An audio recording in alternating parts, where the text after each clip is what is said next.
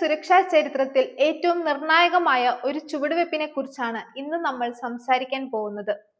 ഭീകരവാദത്തോടുള്ള ഇന്ത്യയുടെ പോരാട്ടം ഇനി കൂടുതൽ കരുത്തുറ്റതാകാൻ പോകുന്നു. കേന്ദ്ര ആഭ്യന്തര മന്ത്രാലയം പുറത്തിറക്കിയ ഇന്ത്യയുടെ ഏറ്റവും പുതിയ ആന്റി ടെററിസ്റ്റ് പോളിസി പ്രഹാർ. എന്താണ് ഈ പോളിസി? ഇത് ഇന്ത്യയെ എങ്ങനെയാണ് സുരക്ഷിതമാക്കുന്നത്? നമുക്ക് ഡിസ്കസ് ചെയ്യാം. Welcome back to Signet Style House. Prahaar എന്നാൽ അത് വെറും ഒരു പേരല്ല, 7 സ്തംഭങ്ങളിൽ അധിഷ്ഠിതമായ ഒരു നയമാണ്.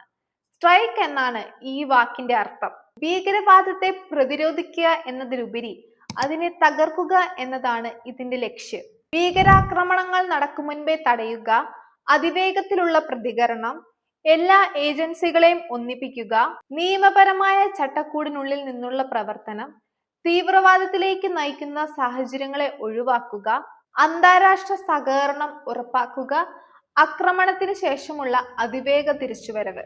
എന്തുകൊണ്ടാണ് ഇപ്പോൾ ഇങ്ങനെ ഒരു പോളിസി? ഇന്നത്തെ ഭീകരവാദം വെറും തോക്കിലും ബോംബിലും മാത്രം ഒതുങ്ങുന്നതല്ല. സൈബർ അറ്റാക്കുകൾ, ഡ്രോണുകൾ വഴിയുള്ള ആയുധക്കടത്ത്, ഡാർക്ക് വെബ് വഴിയുള്ള പണം കൈമാറൽ, ഇങ്ങനെ വെല്ലുവിളികൾ ഏറെയാണ്. ജമ്മു കാശ്മീരിലും പഞ്ചാബിലും നമ്മൾ കാണുന്ന പുതിയ തരം ഭീഷണികളെ നേരിടാൻ ഒരു ഏകീകൃത സംവിധാനം ആവശ്യമാണ്. അതിനാണ് പ്രഹാർ രൂപീകരിച്ചിരിക്കുന്നത്. ഇതിൽ ആരെല്ലാമാണ് ഉൾപ്പെടുന്നത്? ഇതൊരു ഹോൾ ഓഫ് ഗവൺമെന്റ് അപ്രോച്ച് ആണ്. അതായത് കേന്ദ്ര സംസ്ഥാന ഏജൻസികൾ കൈകോർക്കുന്നു.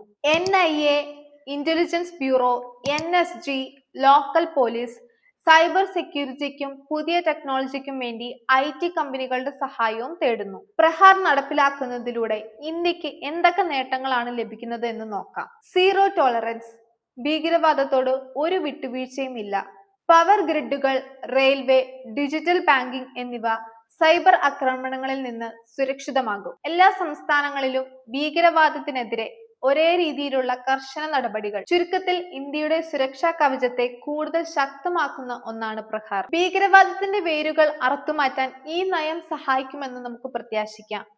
ഈ വീഡിയോ നിങ്ങൾക്ക് ഇഷ്ടപ്പെട്ടിട്ടുണ്ടെങ്കിൽ ലൈക്ക് ചെയ്യുക, ഷെയർ ചെയ്യുക, സബ്സ്ക്രൈബ് ചെയ്യുക.